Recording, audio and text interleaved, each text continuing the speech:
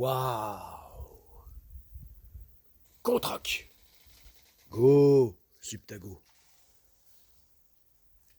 Godesark. Subgorak. Contrac. Contrac. Contrac.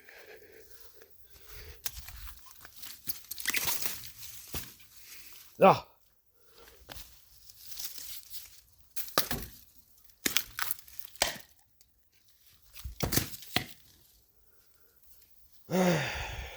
Là, il est temps d'éliminer tout ça là, parce que à être sur plusieurs fronts, enfin plusieurs chantiers en même temps, résultat,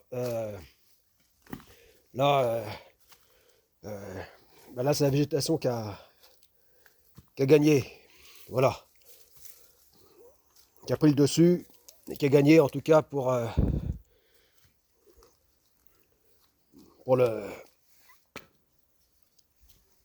la première partie.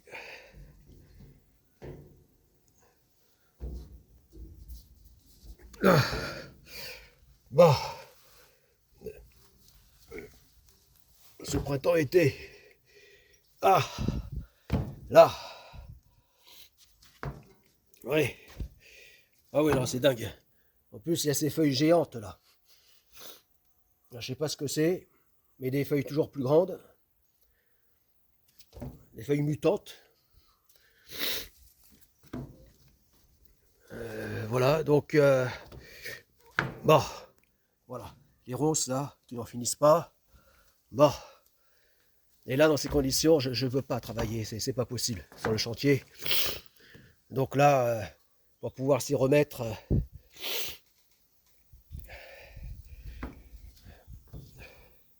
il faut vraiment que j'éradique tout ça. Là, voilà, ça pousse de partout à l'intérieur. Là. Bon, alors, donc, comme dit dans le short similaire associé à cette vidéo, donc le S636,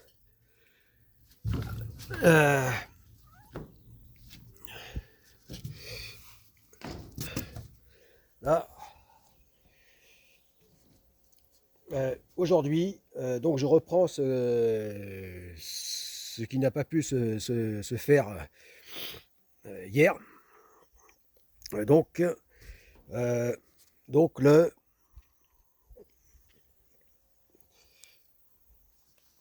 extension des poignets. J'allais dire des mollets, mais non, là, des poignets. Voilà. Et donc d'ici, du cockpit de Godesark On, toujours dans son interminable début de construction, dont il est grand temps que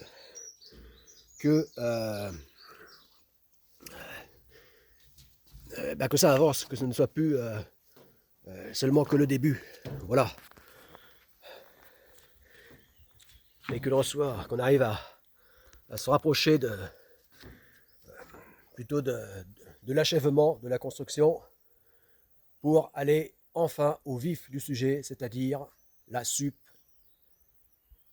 navigation nos limites de la première phase de la mission Godesark, la Subtago, qui n'est autre que la prépa ultime à la seconde phase, la Subgorak.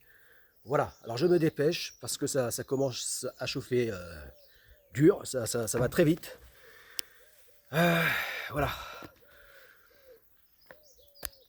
Voilà, il y a quelques minutes, il était 11 h, mais là je vois que ça y est, la température monte en flèche. Bon, donc, ouais, parce que hier, je m'étais mis plutôt à midi qu'à 11 h, et c'était trop tard. Voilà, sans doute en moins d'une demi-heure, le soleil avait chauffé le métal du pont, voilà, qui est pourtant pas en gris clair, c'est-à-dire plus proche du blanc que du noir. Et et ben déjà la température était intenable. Voilà. On aurait pu faire cuire un œuf dessus. Oui, intenable parce que le contact au métal, voilà, c'est quand on ne peut pas laisser la main sur une surface de métallique, on ne veut pas la laisser plus de quelques secondes, euh, euh, parce que ça devient intenable avec la chaleur, eh bien ça veut dire qu'on est à 60 degrés. Voilà. Ben, donc ça devait être le cas. Voilà. Donc là je me dépêche parce que là je sens que bah, ça y est, là c'est l'heure fatidique où donc en fin de matinée, toute fin de matinée où ça monte en flèche en ce moment, hein, avec ce beau temps. Voilà. Encore heureux qu'on ait du beau temps. Donc tâchez de pas m'en plaindre. Hein. Voilà. Voilà, que ça nous rappelle que ça existe, hein. Tant mieux. Un ciel, un magnifique ciel bleu immaculé. Donc, voilà, donc bah, j'ai pas pu, voilà, à cause de tout ça. Bon, donc, voilà, du fait que hier rien ne s'est passé comme prévu. Voilà, donc je reprends ce qui a été manqué hier. Voilà, donc extension des poignets, mais en pronation, voilà, comme ça, en pronation. Donc altère à 8 kg. Voilà. Alors en pronation, normalement, j'en fais une trentaine. Voilà, c'est ça, une trentaine. Et dernièrement, euh,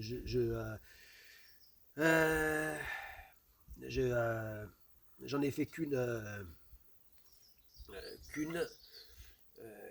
vingtaine. Voilà. Bon. Voilà. Alors c'est peut-être parce que je suis passé là à 8 kg au lieu du poids de base, hein, de départ, de 6 kg. Voilà. Donc là, je vais tâcher quand même d'arriver, malgré les 8 kilos, à faire la trentaine. Voilà. Et puis en plus, la fois précédente, c'est une période où j'ai eu des résurgences de douleurs au poignet par rapport à cet accident, donc de rupture totale du biceps droit, il y a 3 ans et demi.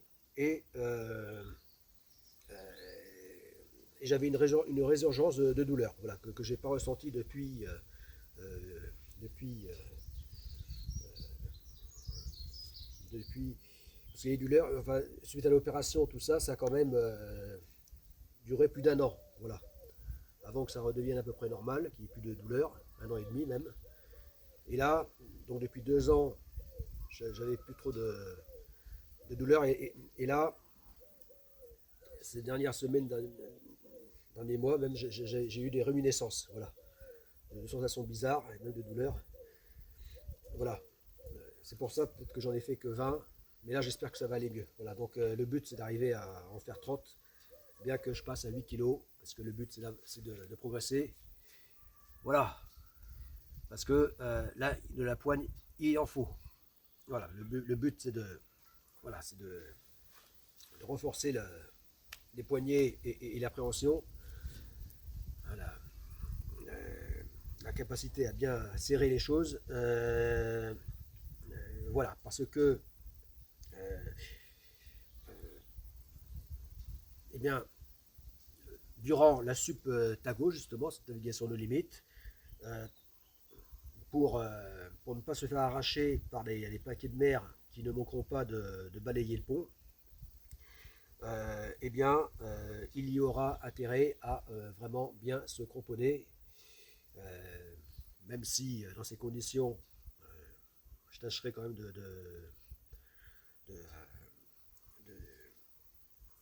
de m'équiper d'une ligne de vie, voilà, voilà, c'est-à-dire un câble, hein, une attache au pont, bah, malgré tout, voilà. Donc voilà, donc c'est le but, hein. Voilà, c'est le but. Voilà, donc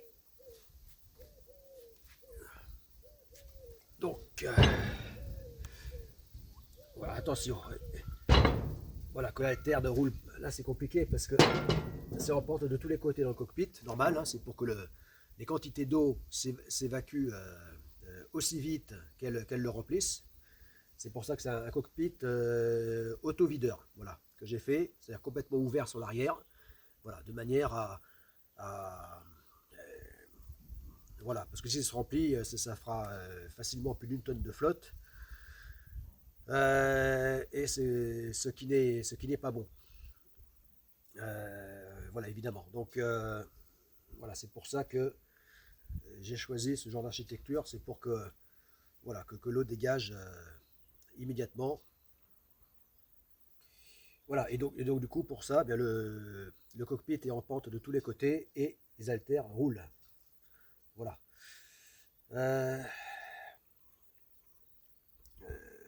voilà, donc, bon, allez, je me dépêche parce que là, ça chauffe. Là. Je vais me faire cramer par le soleil avec ma peau de viking, de,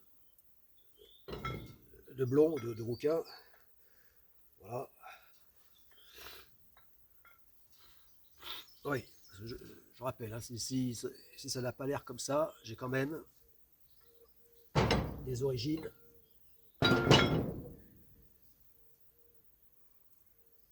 vikings,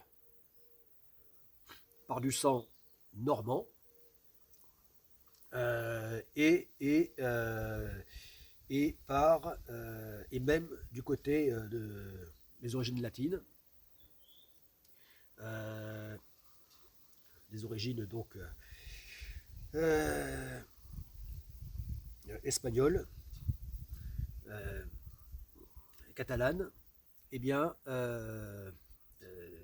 même là aussi, j'ai du sang sans doute viking. Voilà. Puisque mon, mon grand-père maternel était plutôt du genre grand blond. Voilà. Bon. Voilà. Voilà. Donc, malgré mon apparence plutôt de petit brun, eh bien, voilà, j'ai bien du sang viking. C'est pour ça que j'ai une peau aussi réactive et fragile au soleil. Voilà. Et en plus, je soupçonne le soleil d'avoir changé avec le changement climatique. Alors savoir si c'est dû donc à l'activité humaine, ça c'est un autre débat. J'en doute d'ailleurs, en tout cas à 100%. Mais ce qui est clair, c'est qu'il y a quand même un changement. Voilà. Et je pense que c'est plus dû. Parce que je trouve pas que la masse d'air soit chaude. C'est même assez froid.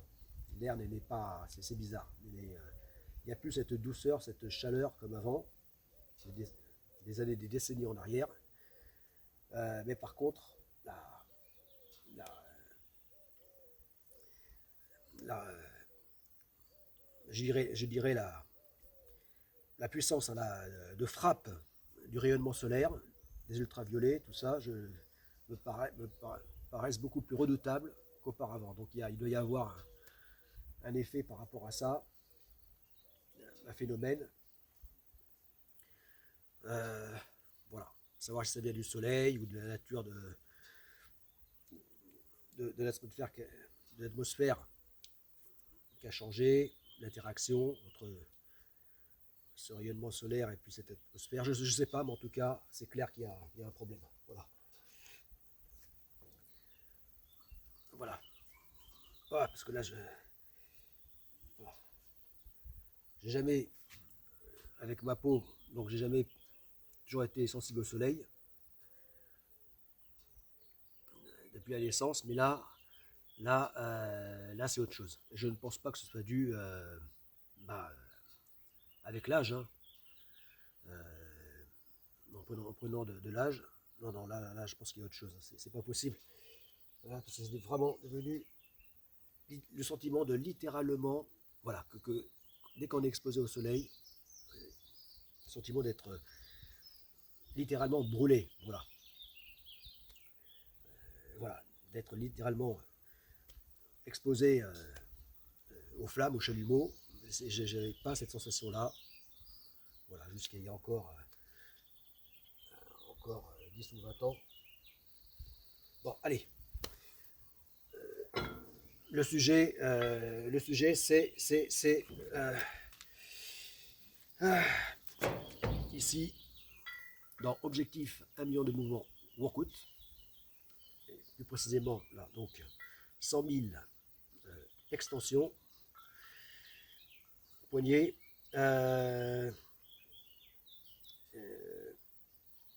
et bien c'est voilà, c'est ça. Donc là, c'est les 30 que il faut que je fasse. Allez. Bon, encore une fois. Oh, là.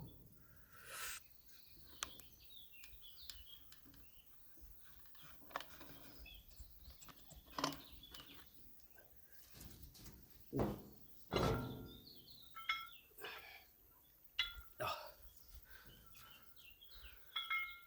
Contraque. Contraque.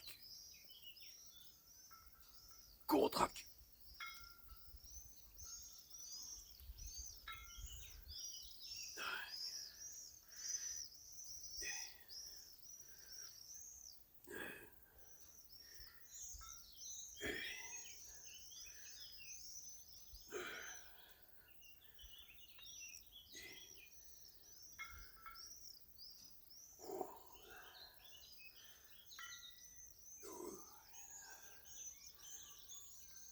Ah, ça commence à tirer là. Et alors. Ah. Ah.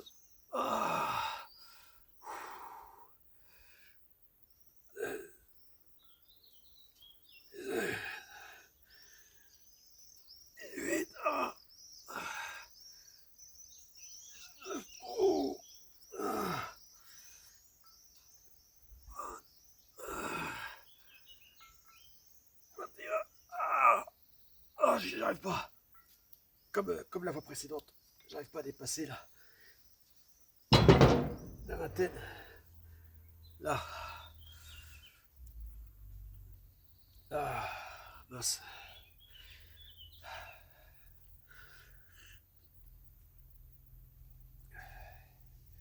C'est bizarre ça.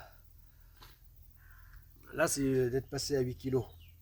Et pourtant, là, j'avais pas les douleurs comme la fois précédente, comme des réminiscences hein, de la blessure et de l'opération.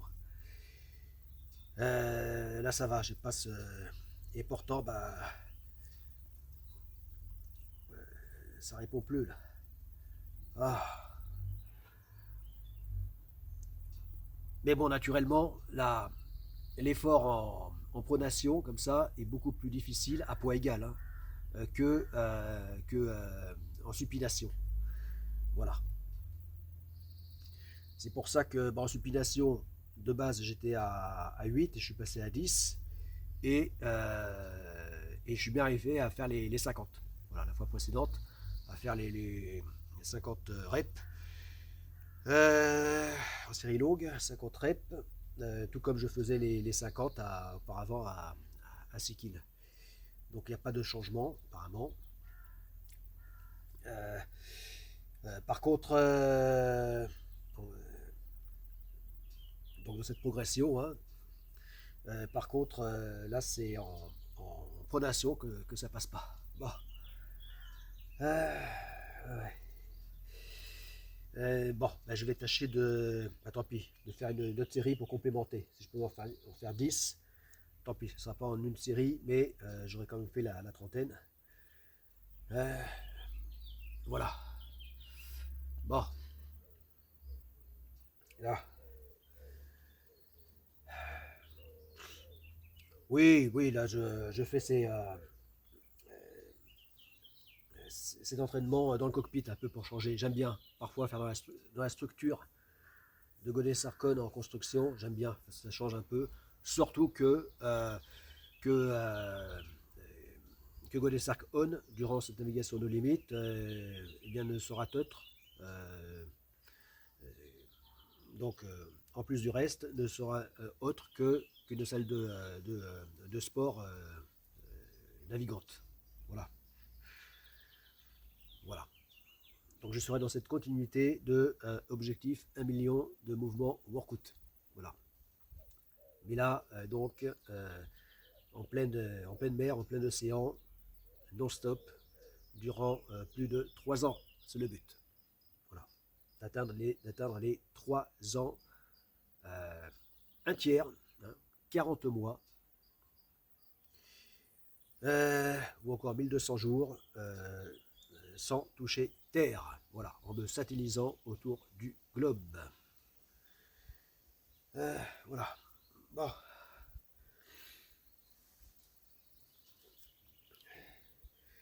Voilà, donc maintenant qu'avec ces premières plaques d'acier, hein, donc formant le pont du voilier, commence à être posé. Du coup, on peut se déplacer sur la structure et eh bien, j'en profite donc pour commencer aussi à m'entraîner dessus. Voilà. Et puis pour le moral aussi, c'est bien. Voilà, j'ai le sentiment de m'approcher du but. Voilà. Mais tout reste à faire, hein. Voilà. Parce que j'ai pas encore le pouvoir cage rack. Voilà. Tant le pouvoir cage rack sur le site de construction. Donc, on va dire le grand, entre guillemets, hein, qui, métallique, enfin plus en acier qu'en bois. Et puis, et l'autre que je viens de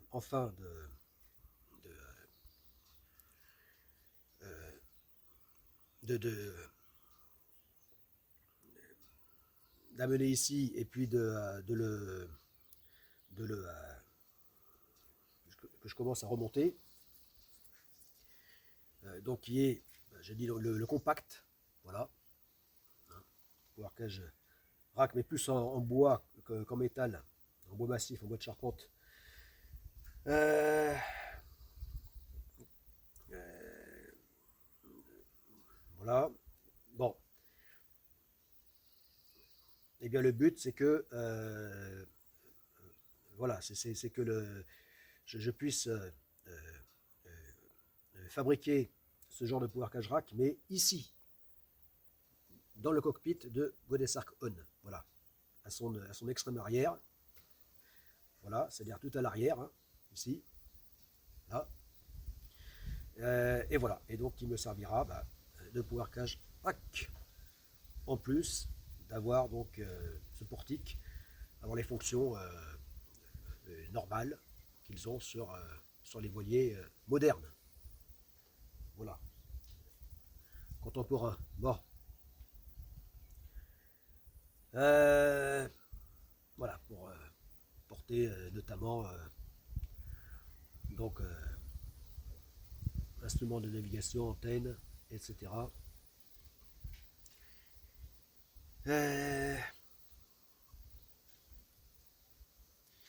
Voilà. Bon, entre autres. Voilà, donc dans l'avancement de la construction, voilà.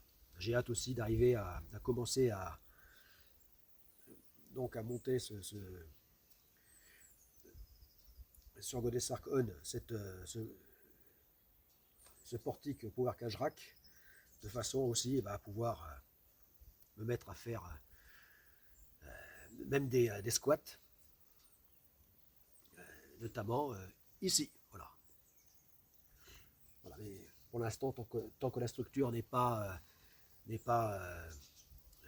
suffisamment avancée, je ne peux pas le faire. Voilà, c'est encore trop fragile, trop casse-gueule. Voilà. Bon, allez. Je vais faire les 10 là.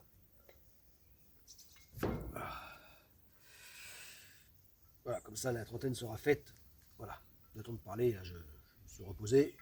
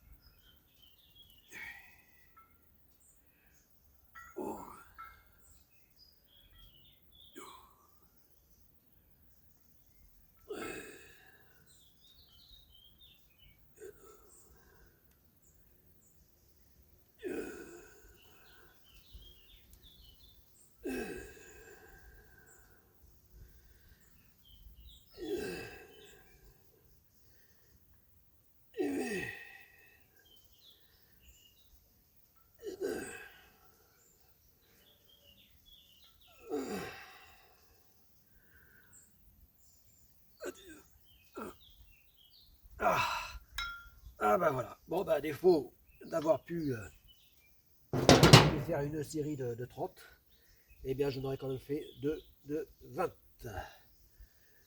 Bon, voilà. Bon, ben, c'est pas tout, hein. Donc là, il faut que je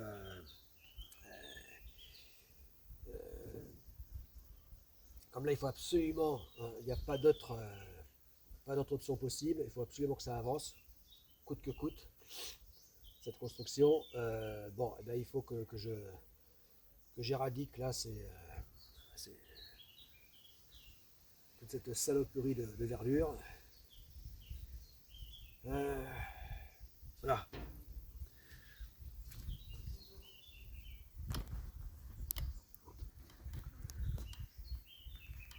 Là.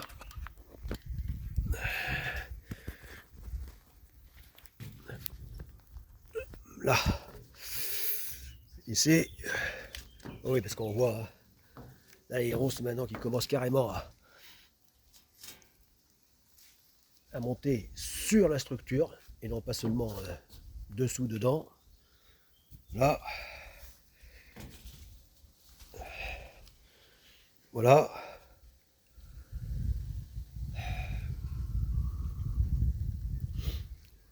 Là, c'est deux bambous, tels des antennes. Mais bon, ça fait un bout de temps qu'ils ont poussé, ceux-là. Mais il y en a d'autres là qui promettent même d'être encore bien plus grands, bien plus larges, qui ont commencé à pousser de partout là, dedans. Comme c'est déjà arrivé il y a quelques années, et je ne tiens pas à ce que ça recommence. Parce qu'il y a déjà suffisamment d'autres plantes infernales qui se sont invitées. Donc là, c'est pas la peine de rajouter. Voilà.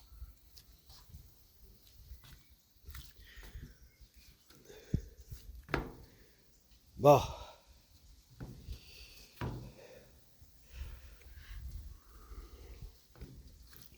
Oui, alors là, on voit que j'ai mis ça.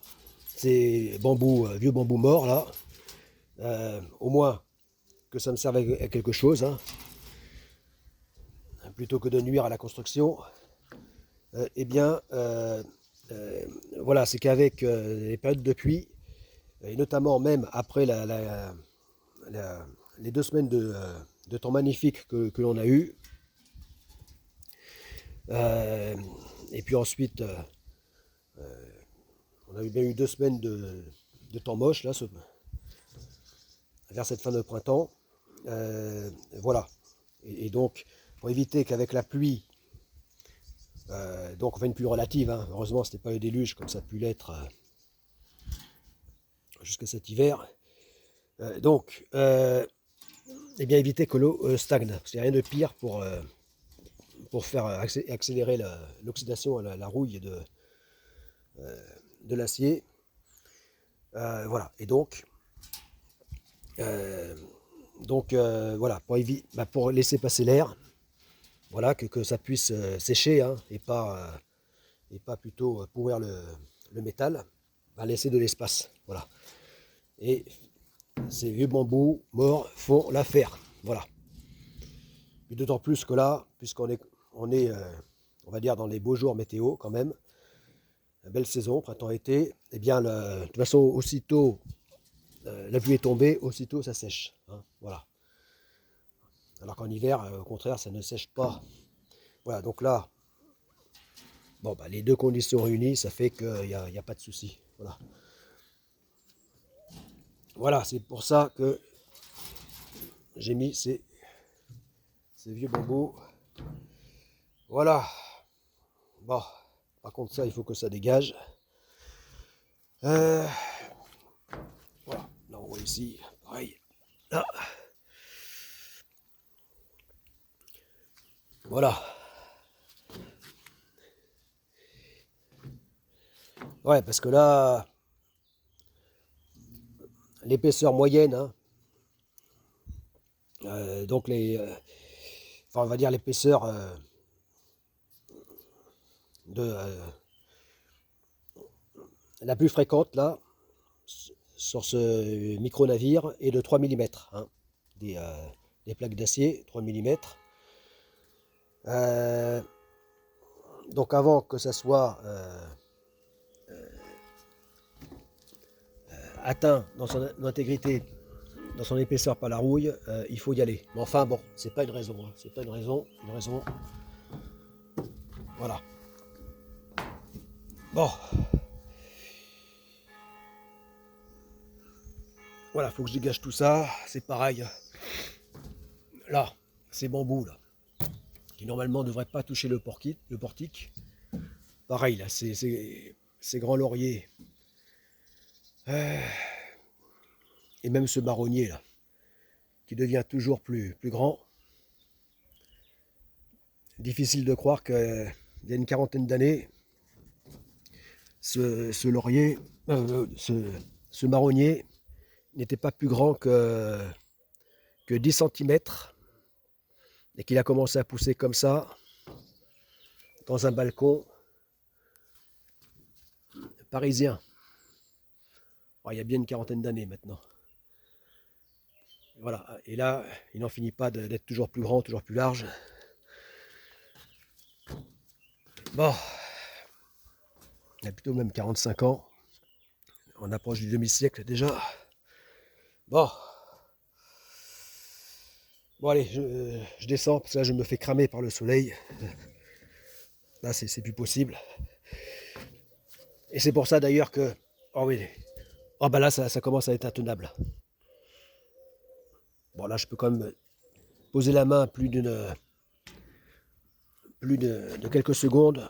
Donc c'est pas encore à 60 mais quand même là. Bon.